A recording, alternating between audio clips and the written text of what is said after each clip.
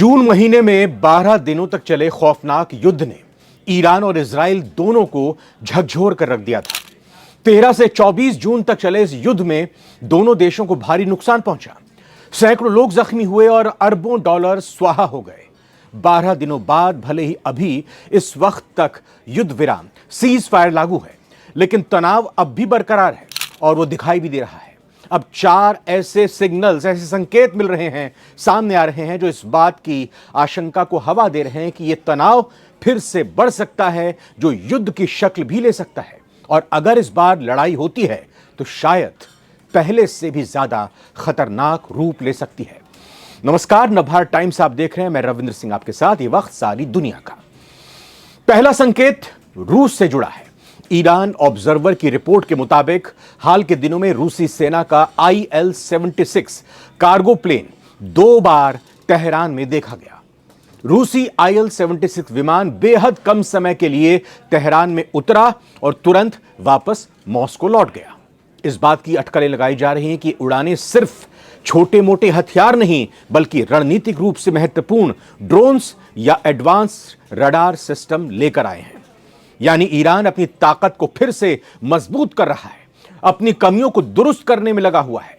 Open source satellite tracker और विश्लेषकों ने पाया है कि रूसी सेना के कार्गो प्लेन की लैंडिंग के तुरंत बाद ईरान के एयर डिफेंस में हलचल देखी गई है। नई तैनातियां और सैनिक गतिविधियां भी काफी बढ़ गई हैं। मतलब यही है कि ईरान का खुला समर्थन रूस कर रहा है। चंद दिन पहले पुतिन ने ईरान की मदद करने का ऐलान भी किया था। तो क्या पुतिन और जिनपिंग यानी चीन के दम पर ईरान लगातार अमेरिका और इजराइल को धमका रहा है, उनको आंखें दिखा रहा है? दूसरा संकेत यह कि भारत की चिंता से यह पता चलता है, क्योंकि भारत ने अपने नागरिकों को ईरान की यात्रा को लेकर एडवाइजरी जारी की है। भारत ने बेहद जरूरी होने पर ही ईरान जाने को कहा है। साथ ही वहां रह रहे भारतीयों को भी वापस लौटने की सलाह दी गई है। यह तब है जब अमेरिका भी पहले ही अपने नागरिकों को ईरान से दूर रहने की चेतावनी दे चुका है। अमेरिका ने अपनी एडवाइजरी में आतंकवाद, नागरिक अशांति, अपहरण, अमेरिकी नागरिकों की मनमानी गिरफ्तारी और गलत तरीके से हिरासत में लिए जाने के जोखिम का जिक्र किया है। ईरान में भारतीय एम्बेसी की तरफ से यह जो एडवाइजरी जारी की गई है, इसमें ईरान में रह रहे भारतीयों और भविष्य में ईरान की यात्रा का कार्यक्रम बनाने वाले भारतीयों को सलाह दी गई है। आइए आपको बताते हैं कि इस एडवाइजरी में क्या कुछ कहा गया है। इसमें लिखा है, पिछले कई हफ्तों में सुरक्षा संबंधी घटनाक्रमों को देखते हुए भारतीय नागरिकों को सलाह दी जाती है कि वो ईरान की अनावश्यक यात्रा करने से पहले मौजूदा स्थिति पर ध्यानपूर्वक विचार करें। उन्हें यह भी सलाह दी जाती है कि वो नवीनतम क्षेत्रीय घटनाक्रम पर नजर रखें और भारतीय अधिकारियों द्वारा जारी नवीनतम सलाह का पालन करें। जो भारतीय नागरिक पहले से ही ईरान में हैं और वहां से जाने के इच्छुक हैं, वो अभी उपलब्ध व्यावसायिक उड़ान और नौका यानी शिपिंग सेवाओं का लाभ उठा सकते हैं और ईरान को छोड़ सकते हैं। तीसरे सिग्नल की बात करते हैं। सबसे बड़ा संकेत यह आया है कि ईरान के सर्वोच्च नेता अयातुल्ला अली खामनेई की ओर से यह संकेत है। उन्होंने इस बात को दोहराया है कि ईरान पर 12 दिनों का थोपा गया युद्ध इस्लामिक गणराज्य को कमजोर करने के लिए था। यह युद्ध ईरान की नींव हिलाने के लिए था और जो हमला किया गया था, अब उन्होंने साफ चेतावनी भी दे दी है कि अगर फिर से हमला हुआ इजराइल की तरफ से, अमेरिका की तरफ से, तो इन दोनों देशों को इस बार पहले से बड़ा और करारा जवाब मिलेगा। खामनेई का बयान सीधे सीधे एक धमकी जैसा है। उनके इस बयान से कई सारे सवाल खड़े होते हैं। सबसे पहला सवाल यही कि क्या उन्हें ऐसी कोई जानकारी मिली है कि इजराइल फिर से ईरान पर अटैक करने का प्लान बना रहा है? वहीं क्या ईरान ने खुद भी हथियारों का जखीरा बटोर लिया है?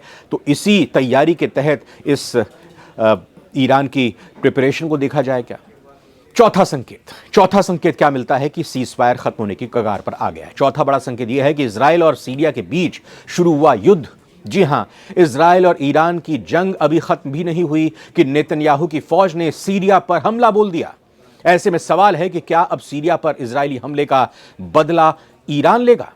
इजराइल ने बीते दिन सीरिया के आर्मी मुख्यालय पर बमों की बरसात कर दी थी, लेकिन हमले पर सीरिया से ज्यादा कड़ी प्रतिक्रिया ईरान के सामने आई।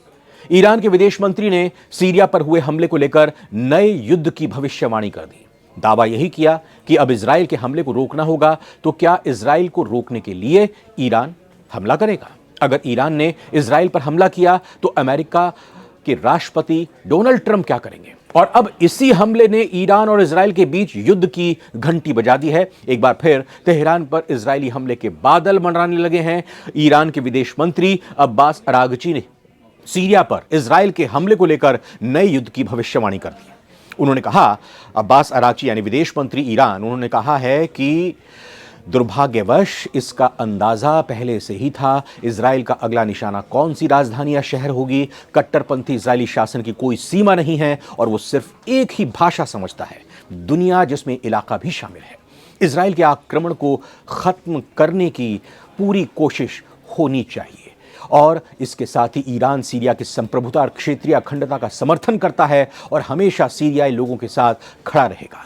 तो भले ही ईरान और इजराइल के बीच युद्ध विराम हो गया हो, लेकिन युद्ध विराम के बावजूद दोनों मुल्कों के बीच तनाव कम होने के बजाय और बढ़ता जा रहा है। ये वही तनाव है जिसमें युद्ध के नए संकेत मौजूद हैं, यानी अगले कुछ दिनों में, अगले कुछ घंटों में ईरान और इजराइल के बीच युद्ध विराम का उल्लंघन होना तय लग रहा है। सवाल यही है कि इजराइल पहले हमला करेगा या फिर ईरान की तरफ से मिसाइल अटैक होगा, यानी ईरान पहले धावा बोलेगा। दूसरी तरफ फ्रांस, ब्रिटेन और जर्मनी, यूरोप के ये देश इस बात पर सहमति जता चुके हैं कि अगर ईरान के साथ परमाणु समझौते पर कोई बात नहीं बनी तो अगस्त के अंत तक यूनाइटेड नेशन के कड़े प्रतिबंध ईरान पर दोबारा लागू कर दिए जाएंगे। यानी इस बार ईरान पर फाइनल हमले की तैयारी ट्रंप करीब करीब अपने दोस्तों के साथ, अपने दोस्त देशों के साथ पूरी कर चुके हैं। डोनाल्ड ट्रंप पहले ही ऐलान कर चुके हैं कि ईरान के लिए बातचीत के दरवाजे अभी बंद हैं। अभी खामनेई से कोई डील नहीं होगी, जबकि ईरान के सुप्रीम लीडर खामनेई लगातार अमेरिका के राष्ट्रपति ट्रंप और इजराइल के प्रधानमंत्री नेतन्याहू को खुल्लम खुल्ला चुनौती दे रहे हैं।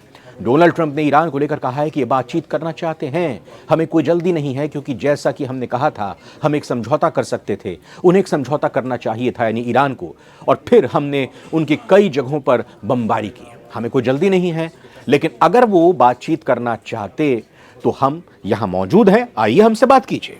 और ट्रंप के इसी दावे को खामनेई ने नए सिरे से खारिज कर दिया है। खामनेई का यह दावा अब है कि अमेरिका और ईरान की जंग के मैदान में सबक सिखाने के लिए हम पूरी तरह से तैयार हैं।